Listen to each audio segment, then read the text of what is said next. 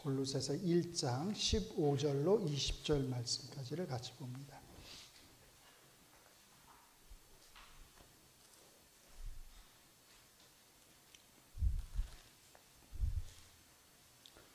골로새서 1장 15절부터 325면입니다.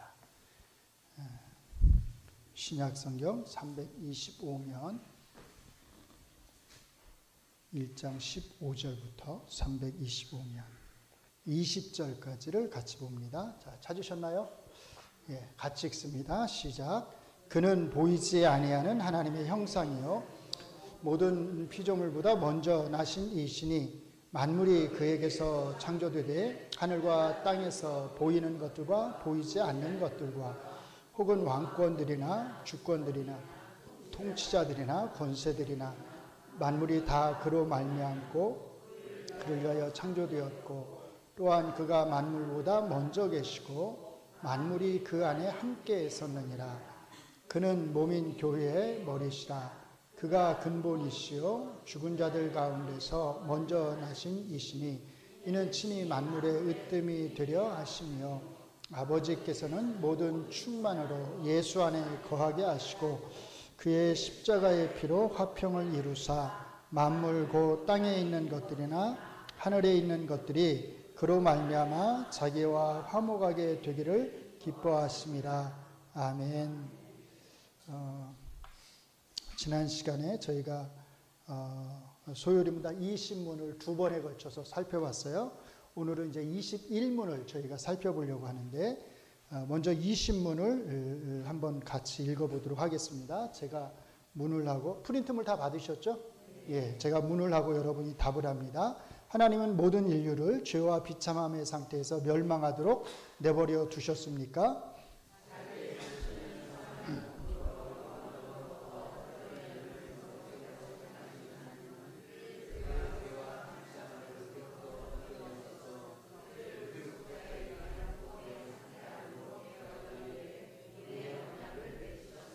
예, 여기서 제일 중요한 게 이제 은혜 언약을 맺으셨다.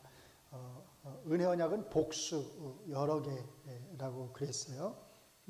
제가 두 번에 걸친 시간에서 강조하려고 했던 것은 이 은혜 언약이 창세 전에 하나님께서 선택하신 자들과 일정한 수의 사람들하고 맺은 것이다 라고 하는 것이었어요. 그래서 선택을 제가 두 시간에 걸쳐 사실은 강조를 했는데 요거 하나만 잘 기억을 하셨으면 좋겠어요.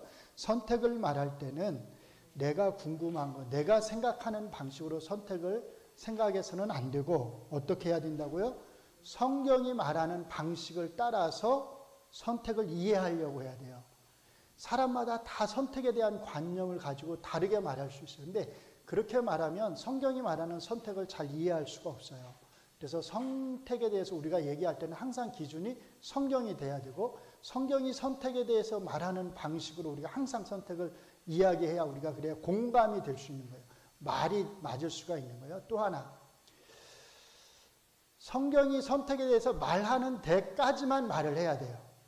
무슨 말인지 이해되시죠? 그걸 넘어서서 우리가 궁금한 것들을 거기다 다 집어넣어서 이야기하면 성경이 말하는 선택에 대한 관념은 어디로 사라져버리고 논쟁만 남게 되는 거예요.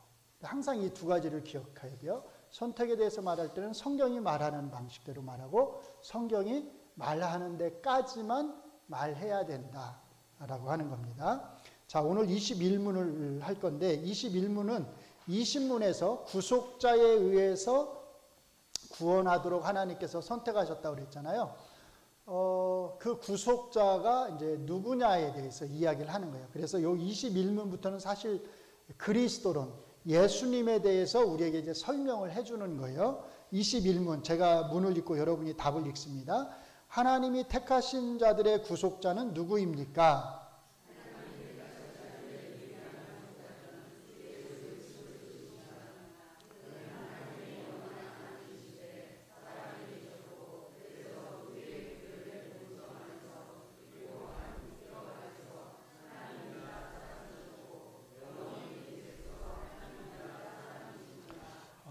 21문에는 중요하게 우리가 다루어야 될 것들이 몇 가지가 있어요. 일단 21문이 말하는 걸 제가 5가지로 정리를 해 두었습니다. 자, 첫째 뭐라고요? 유일한 구속자는 주 예수 그리스도이시다. 둘째, 그는 하나님의 영원한 아들이신데 사람이 되셨다. 자, 요 순서가 중요해요. 하나님의 아들이신 분이 사람이 된 것이지 사람이었던 예수가 사람이 하나님의 아들이 된 게 아니라는 거예요. 역사에 나타난 중요한 이단 중에 어떤 이단들이 있냐면 이걸 거꾸로 뒤집은 이단들이 있는 거예요. 예수님은 원래 사람이었는데 신적 경험을 통해서 뭐가 되었다? 하나님의 아들이 되었다. 이렇게 죄송합니다. 헛된 소리들을 하시는 분들이 계세요. 그래서 우리는 이 순서를 정확히 해야 돼요. 하나님의 아들이신 분이 사람이 되셨다라고 하는 겁니다. 셋째, 그는 이 땅에서 하나님이자 사람이셨다. 넷째, 그는 영원히 하나님이자 사람이시다. 다섯째, 주 예수 그리스도에게는 2개의 구별된 본성이 있으시다. 이 지금 각자 제가 정리한 이 5가지, 특별히 둘째, 셋째, 넷째, 다섯째는 굉장히 중요한 함의들을 가지고 있어요. 이렇게 규정을 한 이유가 있어요. 그것은 이렇게 말하지 않는 사람들이 있었다라고 하는 거예요. 그래서 이것들에 대해서 좀 설명을 해드릴 텐데 오늘은 요 2번째, 그는 하나님의 영원한 아들이신데 사람이 되셨다라고 하는 것에 제가 포커스를 맞추어서 할 겁니다. 일단 요 21문에서 유일한 구속자는 주 예수 그리스도 한 분밖에 없다라고 하는 것을 분명하게 선언을 하고 이 한 분밖에 없는 주 예수 그리스도가 어떤 분이신지 둘째, 셋째, 넷째, 다섯째에서 이 한 분밖에 없는 그리스도에 대해서 설명을 하는 겁니다. 자, 그게 뭐냐면 첫째로 그는 영원한 아들, 하나님의 영원한 아들이시다라고 하는 거예요. 이게 아무것도 아닌 것 같은데 이 하나의 표현, 하나님의 영원한 아들이라고 하는 이 표현이 굉장히 사실은 중요합니다. 이게 함축되어 있는 의미가 굉장히 깊다는 거예요. 자, 오늘 먼저 본문을 보시죠. 자, 골로새서를 우리가 읽었어요. 1장 15절을 한번 보시면 이렇게 예수님을 가리켜서 뭐라고 말하냐면 그는 보이지 아니하는 하나님의 형상이시요. 그 다음에 뭐라고 말하죠? 모든 피조물보다 먼저 나신 자다 이렇게 이야기해요. 모든 피조물보다 먼저 나신 자다. 또 요한복음에 보면 예수님을 가리켜서 뭐라고 말하냐면 독생자, 우리말로 그런 표현을 써요. 모노게네스, 유일하신 분. 또 히브리서를 보면 시편의 그 말씀을 인용해서 예수님을 내가 너를 낳았다라고 표현을 해요. 자, 먼저 나신 분, 독생자, 내가 너를 낳았다. 이게 무슨 의미일까요?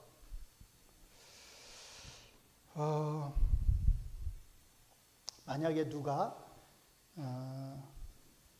여러분들에게 와서 예를 들면 그 여호와 증인들이 여러분에게 와서 이것들을 근거로 해서 아니 골로새서 1장 15절에 보니까 예수님을 먼저 나시네. 먼저 나셨다는 말은 첫 번째로 나셨다는 뜻이에요. 그러니까 순서에 있어서 첫 번째로 나셨다. first born. 그 다음에 독생자라고 그러고 하나밖에 없는 아들이라고 그러고 또 내가 너를 낳았다라고 말씀을 하고 이런 것들을 근거로 해서 야 봐봐 예수님은 하나님이 아니시잖아. 하나님이 낳으신 분이 예수님이지. 성경이 너무나 명확하게 하나님의 아들이라고 말을 하잖아. 어떻게 예수님이 하나님일 수가 있어? 이렇게 주장을 한다면 여러분들은 뭐라고 그 여호와의 증인에, 왜냐 이제 여호와의 증인 그렇게 주장을 해요. 뭐라고 설명을 하실래요?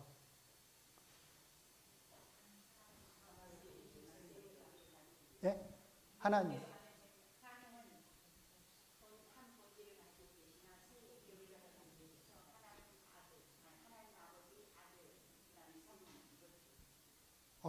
거의 답을 미리 말씀을 하셔버리네. 저 이렇게 삼위일체의 개념을 가지고 설명을 하시니까 그게 정답이에요. 이제 오늘 그걸 얘기하고 싶은 건데 너무 잘하셨어요. 그 개념을 잘 가지고 계셔야 돼요. 그러니까 이 표현법을 잘 이해를 하셔야 된다는 거예요. 초대교회 때에, 그러니까 초대교회 때는 그 교부 시대에 우리가 잘 기억해야 될 이단이 하나가 있어요. 그 사람이 아리우스라고 하는 사람이에요. 이 사람이 몇 년도 사람이냐면 256년도에 리비아 출생이에요. 아프리카 출신이죠. 어거스틴도 아프리카 출신인데, 그러니까 아프리카 사람들이 똑똑한 사람들이 많았나 봐요. 이 사람도 똑똑하니까 이런 이제 엉뚱한 주장을 사실 하는 거예요. 이 사람이 그 애굽의 알렉산드리아라고 하는 곳에서 그 본당 신부로 있었는데, 이곳에서 신부 생활을 하면서 사람들에게 잘못된 가르침을 가르쳤어요. 그 핵심이 뭐냐면 제가 나눠드린 프린트물, 거기 글 하나 있죠.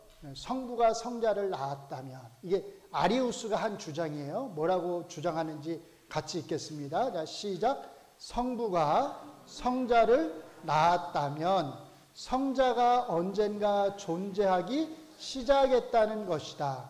결과적으로 보면 성자가 존재하지 않았던 때가 있었다. 이게 이 사람의 주장이에요. 무슨 말인지 이해되세요? 그러니까 성자도 피조물이다라는 거예요. 하나님이 아니다라는 거예요. 하나님과 동일한 분이 아니다라는 거예요.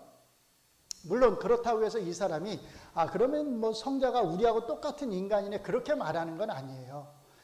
성자가 태어난 때는 언제냐면 영혼 속에서 태어났다면, 시간 안에서, 우리는 다 시간 안에서 태어난 사람들이에요. 근데 성자는 시간 안에서 태어난 게 아니라 영혼 속에서 태어났는데, 어쨌든 그 영혼 속의 어떤 시점에, 우리가 정확히 알지 못하지만 어느 시점에 이 성자가 성부에게서 태어나게 되었다라는 거예요. 그것이 함축하는 건 뭐냐면, 자, 여기가 영혼이라고 생각을 해보세요. 그러면 여기 어느 한 시점에 영혼이 이렇게 지속되니까 이 시점에 성자가 여기서 출생을 했어요. 성부께서 성자를 낳으셨어요. 그러면 이 시점부터 이제 성자는 존재하게 되는 거죠.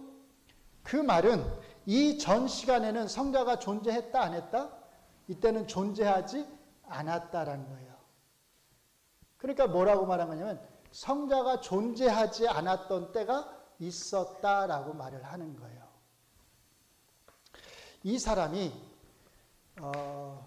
이렇게 잘못된 주장을 하니까 이제 알렉산드리아의 그 전체 여러 그 본당을 다스리는, 그러니까 이렇게 관리 감독하는 주교에 의해서 책망을 받고 이제 좀 어려움을 당하게 됐어요. 그러니까 자기 친구한테 글을 쓴 내용이 그 다음 내용이에요. 그러니까 이 글도 아리우스가 쓴 거예요. 아리우스가 쓴 편지입니다. 자, 읽으실 수 있는 분들은 같이 한번 읽겠습니다. 시작. 확실히 성자는 태어나지 않은 분이 아니고 결코 태어나지 않은 방법으로 낳아지신 분도 아니며 어떤 존재하는 물질에서 만들어지신 분이 아닙니다. 그분은 아버지의 의지와 결정으로 시간과 시대 이전에 완전히 하나님으로서, 외아드님으로서 불변하는 분으로서 존재하셨습니다. 그분은 나아지고 창조되고 결정되고 만들어지기 전에는 존재하지 않으셨습니다. 그분은 사실 만들어지지 않은 분이 아니었습니다. 우리는 성자는 시작이 있고 하나님은 시작이 없다고 말했기 때문에 박해를 받고 있습니다. 이것이 우리가 박해를 받는 이유입니다. 무슨 말인지 이해되시죠? 그러니까 성자가 만들어진 존재라는 말이에요. 뭐 하지 않은 분이 아니다. 그 말은 그런 분이라는 거니까. 자, 이게 아리우스의 주장입니다. 성부가 성자를 낳았다라고 하는 성경의 그 표현, 독생자라고 하는 표현, 특별히 오늘 저희가 읽은 이 골로새서 1장 15절에 나오는 모든 피조물보다 먼저 되신 자라고 하는 이 구절에 근거해서 아리우스는 이런 주장들을 한 거예요. 오늘날 몰몬교, 여러분들 잘 아는 여호와 증인들이 이 아리우스의 주장을 지금 사실은 따르고 있는 겁니다. 그러니까 여러분들이 이런 사람들을 만나면 뭔가 대답을 해줘야 되잖아요. 정확한 답을 알려줘야 되잖아요. 그러니까 이제 잘 오늘 배우시면 됩니다. 자, 오늘 먼저 본문을 좀 간단하게 이해를 하고 좀 설명을 덧붙이도록 할게요. 본문 보시면 그는 보이지 않은 하나님의 형상이다 이렇게 말해요. 눈에 보이지 않는 하나님이 눈에 보이는 형상으로 나타나신 분이 예수님이다 라고 말을 하는 겁니다. 그 다음에 모든 피조물보다 먼저 나셨다 이렇게 말을 해요. 이 말을 또 한 번 반복하는데 17절을 보세요. 뭐라고 말하죠? 그가 만물보다 먼저 계셨다. 그러니까 먼저 나셨다. 그 말의 다른 의미는 먼저 계셨다라고 말을 하는 거예요. 같은 의미인 거죠. 15절부터 아까 우리가 20절까지 읽었어요. 거기서 이 바울 사도께서 이런 표현들을 통해서 말하려고 하는 포인트가 뭔가를 잘 생각하셔야 돼요. 자, 예수님이 먼저 나셨느냐 아니면 만물들이 먼저 만들어졌느냐 창조되었느냐 지금 바울 사도께서 이걸 말하려고 하는 걸까요? 바울 사도의 포인트는 뭐겠어요? 너무 쉽잖아요. 예수님이 만물의 창조자다라는 거예요. 그러려면 예수님이 어떻게 해야 되겠어요? 만물보다 먼저 계셔야 되겠죠. 이해되시죠? 순서상으로. 이 만물을 창조하신 분이 예수님이야. 그러면 예수님은 이 만물보다 먼저 계시는 게 논리적으로 맞는 거예요. 그러니까 예수님의 선제성을 지금 강조하려고 하는 거예요. 만물보다 먼저 계신 그 예수님이 이 만물의 창조자이시다라는 겁니다. 그리고 창조를 하셨을 뿐만 아니라 지금도 이 만물을 지탱하고 계시는 분이 예수님이라는 거예요. 그걸 이렇게 표현해요. 제일 마지막에 만물이 그 안에 함께 서 있다. 만물이 예수님 안에 서 있다. 그게 무슨 뜻이겠어요? 문자적으로 만물들이 두 다리로 서 있다는 말이겠어요? 그게 아니라 지금도 예수님 안에서 만물이 지탱되고 있다. 예수님이 이 만물을 지탱하고 계시다라고 말을 하는 거죠. 그러니까 예수님은 만물의 창조자이실 뿐만 아니라 지금도 만물을 지탱하시는 분이라고 하는 걸 말하려고 하는 거예요. 만물보다 먼저 나시니 또는 만물보다 먼저 계시는 분이라고 하는 이 표현은 그래서 예수님이 만물보다 먼저 창조된 피조물이다 이렇게 말하려고 하는 게 아니라 예수님의 선제성을 강조해서 지금 말하려고 하는 표현이란 거예요. 근데 이런 표현들이 성경에 나오는 이 표현들이 이거는 사실 어떻게 보면 좀 불행일 수 있는데 우리에게는 왜 아리우스가 이 구절을 가지고 이렇게 주장을 했냐면 이것은 아리우스가 공부한 철학 사상하고 조금 연관이 있어요. 어려운 게 아니니까 제가 그냥 간단하게 설명을 해드릴게요. 플라톤이라고 하는 사람이 쓴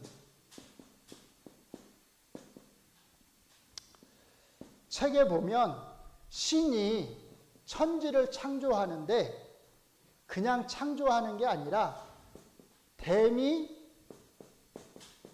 우르고스라고 하는 이것도 이제 일종의 신과 같은 존재인데 또 다른 신을 통해서 세상을 창조합니다. 만물을 창조했다고 하는 이야기가 나와요. 그러니까 아리우스가 볼 때는 이게 너무나 뭐하고 일치하는 거예요? 성경 이야기하고 일치하는 거예요. 아리우스가 볼 때는 이 신이 하나님이고 데미우르고스라고 하는 이 신이 누가 되는 거예요? 예수님이 되는 거예요. 이게 너무 딱 일치가 되는 거죠. 근데 성경은 바울 사도는 전혀 이런 개념을 가지고 이 글을 쓰고 있는 게 아니라는 거예요. 그래서 이런 그리스 철학 사상을 성경에다 자꾸 집어넣어서 해석을 하니까 문제가 생기는 거예요. 자, 우리가 주목해야 될 것은 이제 이건데 이 단어를 여러분들이 좀 외우셨으면 좋겠어요. 아리우스는 예수님이 하나님과 같은 분이진 않지만 마치 여기 데미그루스처럼 인간보다는 뛰어난 어떤 영적인 존재라고 생각을 해서 하나님과 예수님의 관계를 이렇게 표현을 했어요. 유사 본질을 가진 관계로 표현했어요. 유사하단 말은 비슷하단 말이에요. 비슷한. 그러니까 본질, 하나님의 본질과 예수님의 본질이 비슷한 거예요. 이걸 그리스어로 뭐라고 말하냐면 호모 이 우시오스 이렇게 말해요. 유사한, 비슷한이란 뜻이에요. 유사한, 비슷한. 같지는 않은데, 똑같지는 않은데 닮아 있다는 거예요. 그러니까 예수님은 하나님과 똑같은 분은 아니라 비슷한 본질을 가지신 분이다. 이렇게 주장을 한 거예요. 자, 여기에 대해서 이제 니케아 공의회에서 이 잘못된 주장에 맞서서 다음과 같이 주장을 했습니다. 나눠드린 프린트물을 보시면 그 다음 프린트물, 이거는 이제 니케아 공의회와 관련된 내용이에요. 자, 한 분이신 하나님, 표현을 잘 보세요. 한 분이신 하나님, 전능하신 하나님, 유형, 무형한 만물의 창조주를 저희는 믿나이다. 여기까지가 성부 하나님에 대한 고백이에요. 그 다음부터 이제 예수님에 대한 고백이 나옵니다. 또한 하나님의 아들 한 분이신 주 예수 그리스도 외의 아들로 성부에게서 곧 성부의 뭐에서요? 본질에서 나셨으며 하나님에게서 나신 하나님, 빛에서 나신 빛, 참 하나님에게서 나신 참 하나님, 창조되지 않고 나시고 뭐라고요? 성부와 본질이 같으시며, 성부와 본질이 같다라고 하는 그리스어 표현을 보세요. 호모 우시오스 이렇게 돼 있죠. 호모 우시오스. 뭐가 없어요? 여기 아이, 요게 없어요. 그러면 요 아이가 하나 빠지면 무슨 뜻이냐면 이건 같은이란 형용사가 되는 거예요. 같은, 동일한. 그러니까 니케아 신경은 비슷하다고 하는, 닮았다고 하는 아리우스의 주장을 물리치면서 호모 우시오스라고 하는 단어를 선택을 한 거예요. 그래서 성부와 성자의 본질은 같다. 그 말은 성부와 성자는 동일한 하나님이시고 동일한 빛이시다 라고 하는 거예요.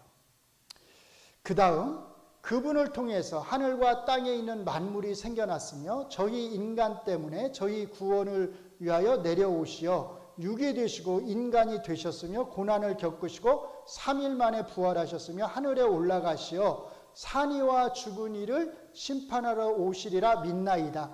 여기까지가 예수님에 대한 고백이에요. 그 다음에 성령에 대한 고백은 한 줄이에요. 또한 성령을 믿나이다.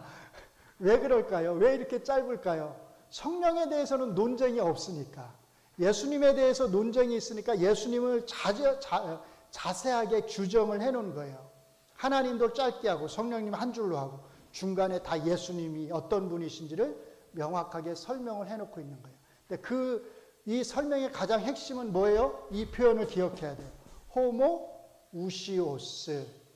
뭐에 맞서서 이런 주장을 한 거예요? 호모 이우시오스. 유사 본질에 맞서서 그게 아니라 어떤 본질이다? 동일 본질. 동일 본질이시다. 본질이 같으시다. 하나님과 예수님은 본질이 같다. 본질이 같다는 것은 존재가 하나다라는 겁니다. 자, 그러면 이제 이 아들, 낳았다라고 하는 게 뭘 의미하는지를 설명을 드릴게요.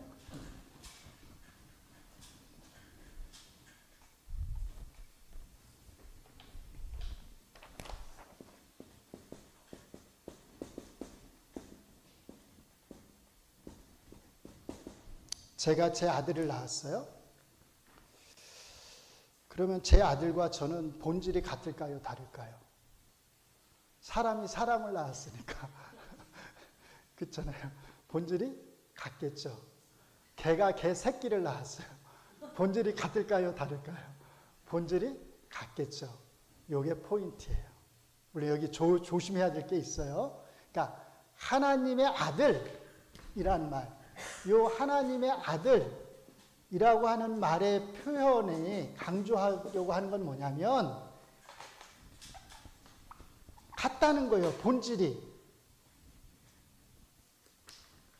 저하고 제 아들은 본질이 같듯이 개하고 개새끼는 본질이 같듯이 하나님과 하나님의 아들은 어떻겠어요? 당연히 본질이 같지요.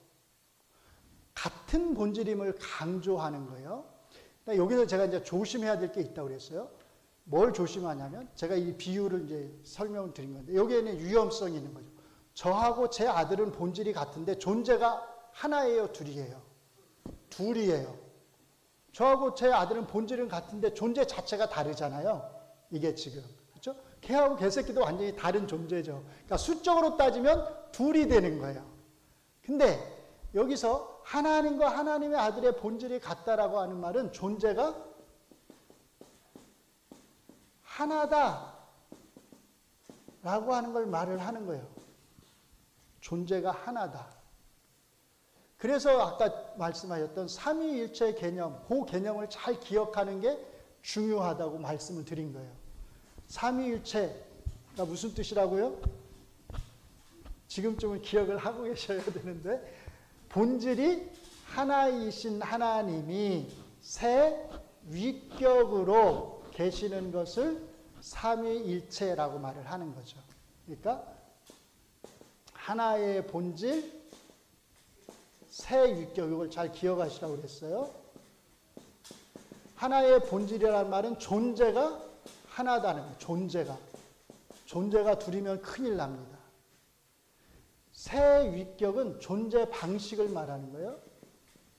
이거는 인간에게 있지 않는 존재 방식이에요. 인간에게는 존재는 하나인데 존재하는 방식은 셋으로 존재하는 건 없어요. 인간 땅에는. 우리는 이런 걸 경험해 보지 않아요. 그래서 이게 이해하기가 쉽지 않아요. 우리에게는 이게 신비일 수밖에 없어요. 근데 하나님은 존재는 하나이신데 그 존재 방식은 세 위격, 성부, 성자, 성령으로 존재하신다는 거예요.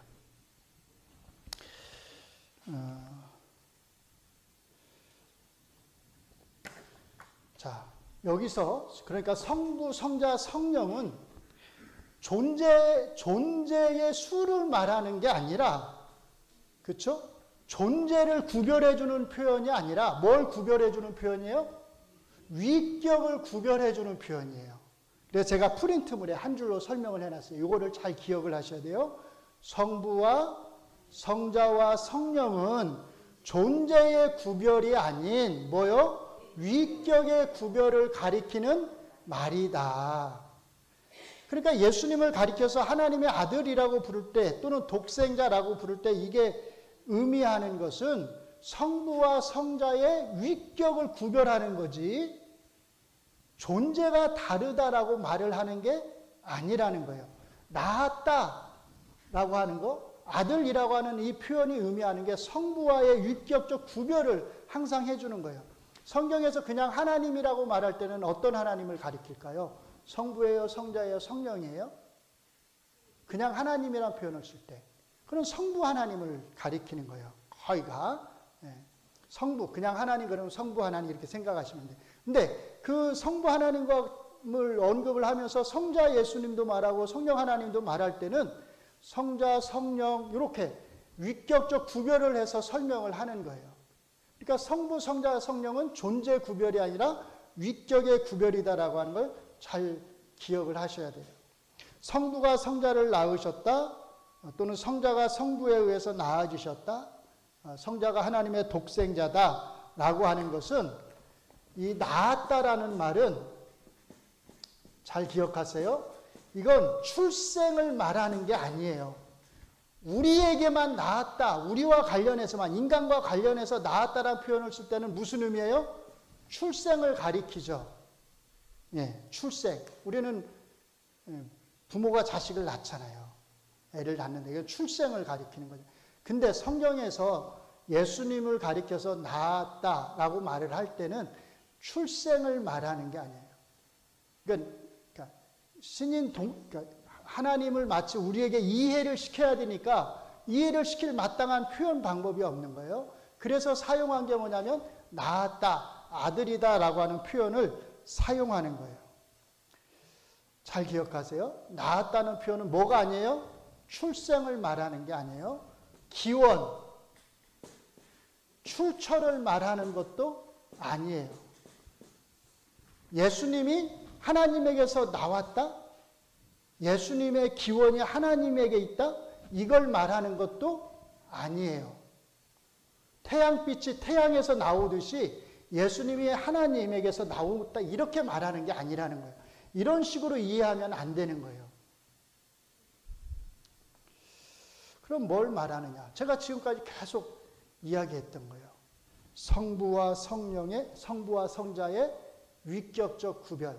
본질은 같지만 이 두 분이 성부와 성자가 구별되시는 분이다 라고 하는 것을 이렇게 낳았다, 아들이다 라고 하는 표현을 통해서 그 구별성을 우리에게 보여주는 거라는 거예요. 그래서 웨스트민스터 신앙고백서를 보시면 이렇게 말을 하고 있어요. 프린트를 보시면 자 2.3이라고 되어 있죠. 거기를 보시면 자 같이 읽습니다. 시작. 신성의 단일성에는 한 본질, 능력 그리고 영원성을 지니신 세 위격이 계시니 곧 성부 하나님, 성자 하나님, 성령 하나님이시다. 성부께서는 누구에게서도 비롯되지 않으시고 나아지지 않으시고 나오시지도 않으신다. 성자는 성부로부터 영원히 나아지신다. 성령은 성부와 성령에게서 영원히 나오신다. 자, 여기서 하나만 기억하죠. 성부와 성자의 관계.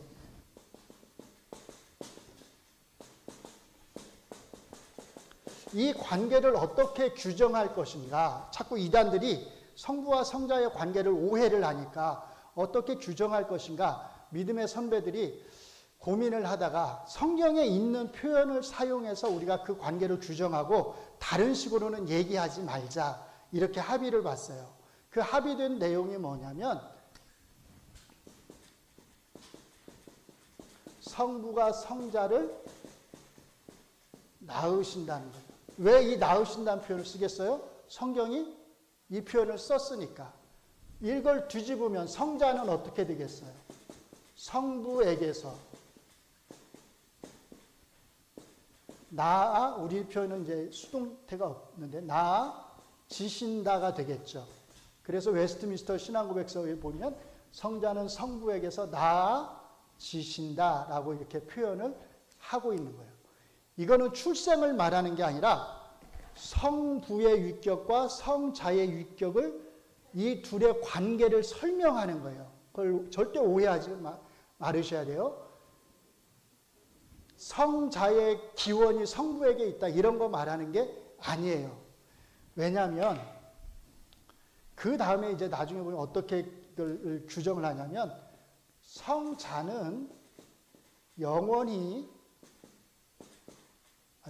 성부는 영원히 성자를 낳으신다. 성자는 반대로 어떻게 되겠어요? 영원히 성부에게서 나아지신다. 이렇게 규정을 하는 거예요. 여기서 중요한 단어는 영원히예요.